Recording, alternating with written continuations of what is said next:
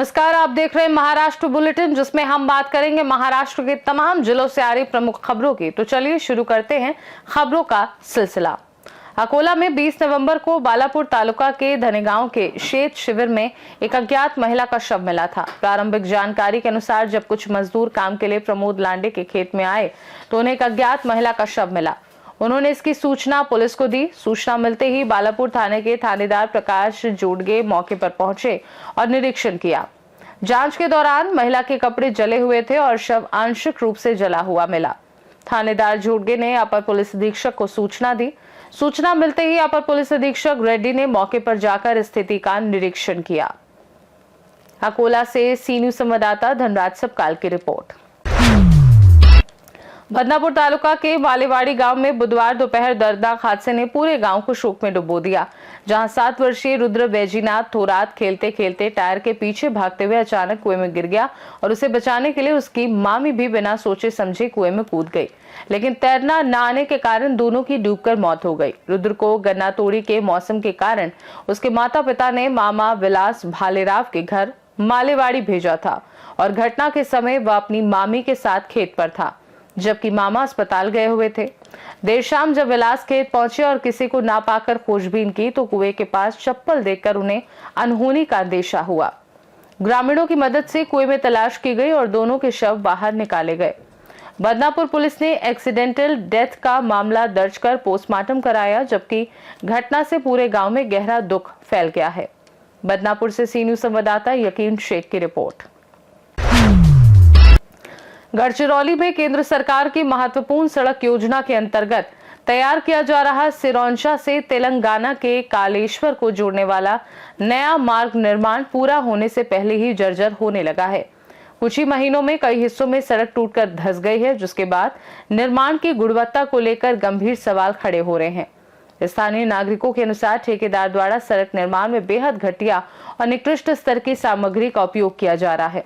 स्थानीय लोगों का आरोप है कि सरकारी अभियंता और संबंधित अधिकारी निर्माण स्थल का दौरा नहीं कर रहे, जिसके चलते ठेकेदार की मनमानी जारी है। इसी बीच भाजपा युवा मोर्चा के माजी तालुका अध्यक्ष अमित कुमार तिपट्टी ने कड़े शब्दों में चेतावनी देते हुए कहा है कि यदि 7 दिन के भीतर जांच और कड़ी कार्यवाही शुरू नहीं की गई तो ठेकेदार और संबंधित अधिकारियों के खिलाफ आंदोलन किया जाएगा। स्थानीय नागरिकों और सामाजिक संगठनों ने केंद्र व राज्य सरकार, जिलाधिकारी और सार्वजनिक निर्माण विभाग से तत्काल जांच, धांधली उजागर करने और दोषियों पर कड़ी कार्यवाही की मांग की है। गढ़चिरौली से सी न्यूज संवाददाता चंद्रशेखर पुलगम की रिपोर्ट। नासिक में एंटी गुंडा स्क्वाड ने 1.5 साल से फरार काजले मर्डर केस के मुख्य आरोपी रंजीत आहेर को गिरफ्तार कर लिया।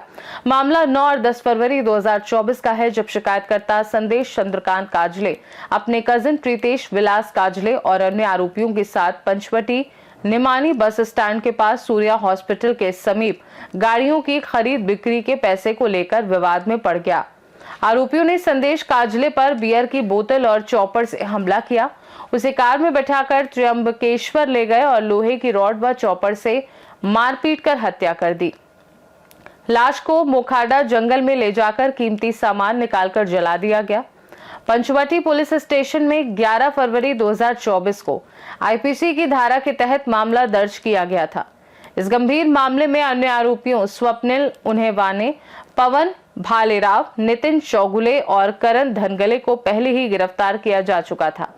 पुलिस आयुक्त नासिक और उपायुक्तों के निर्देश पर एंटी गुंडा स्क्वाड ने जानकारी जुटाकर 20 नवंबर 2025 को नासिक के येवला जिले के पोल्ट्री फार्म में काम कर रहे रंजीत आहेर और अंदरसुल गांव के पास धर दबोचा और नासिक लाकर पंचवटी पुलिस स्टेशन को सौंप दिया। इस कार्यवाही में इंस्पेक्टर ज्ञानेश्वर मोहिते, विजय सूर्यवंशी, सुनील अडके सहित एंटी गुंडा स्क्वाड की पूरी टीम शामिल रही।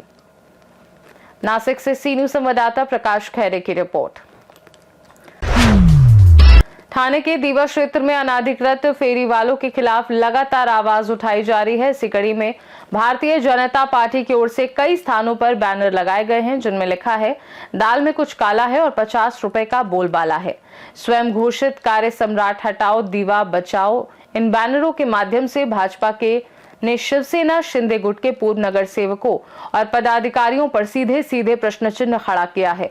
आगामी ठाणे महानगर पालिका चुनावों के मद्देनजर भाजपा ने स्पष्ट किया है कि महायुति का महापौर तो बने, लेकिन वह भारतीय जनता पार्टी का ही होना चाहिए। ये बातें भाजपा दीवा शहर मंडल अध्यक्ष सचिन भोयर ने मीडिया से बातचीत में कही। हम दीवा वासियों को इन फेरी वालों का, ये अनधिकृत जो फेरी वाले हैं, इनसे बहुत परेशानी होती है। हर टाइम ये 2-2, 3-3 लाइन में बैठते हैं और नागरिकों को आने जाने के लिए बहुत सारी तकलीफ उठानी पड़ती है। दीवा में बहुत से पक्ष है जो इनके खिलाफ आवाज उठा रहे हैं। हमारे साथ मनसे है, उबाटा है और भारतीय जनता पार्टी, ये 3 पक्ष हर टाइम इनके खिलाफ में आवाज उठा रही है। लेकिन जो यहाँ के जो कार्य सम्राट, जो स्वयं घोषित कार्य सम्राट है, जो खुद को कार्य सम्राट कहते हैं, वो आज तक कभी इनके खिलाफ आवाज उठाते हुए दिखी नहीं है। तो हम लोग ने इसके लिए ऐसे बैनर लगाए हैं कि दाल में कुछ काला है और 50 रुपए का बोलबाला है। मेयर तो महायुति का ही बैठेगा।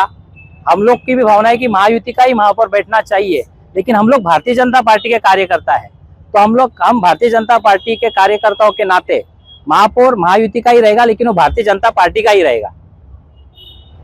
ठाणे से सी न्यूज संवाददाता दीपक मोरे की रिपोर्ट। महाराष्ट्र बुलेटिन में फिलहाल के लिए इतना ही। बने रहिए सी न्यूज भारत के साथ। हर खबर आपके साथ, आपके हाथ।